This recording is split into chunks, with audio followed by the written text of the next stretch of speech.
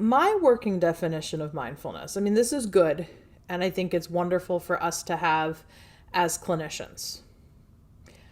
When I asked you when you came in to put in chat what's your working definition of mindfulness, what I would have said is based largely on the word origin. And I'm going to take us back a little bit in the slides.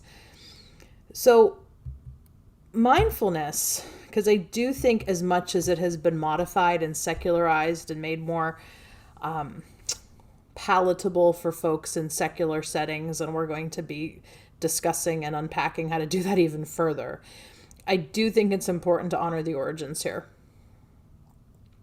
So the English term mindfulness that we're discussing today as the focus of our course was first coined in 1881, specifically by a British monk who was studying in the East. And yes, mindfulness is considered the heart of Buddhist meditation. Yet, kind of the both and of it is there's nothing inherently Buddhist about the practice of mindfulness.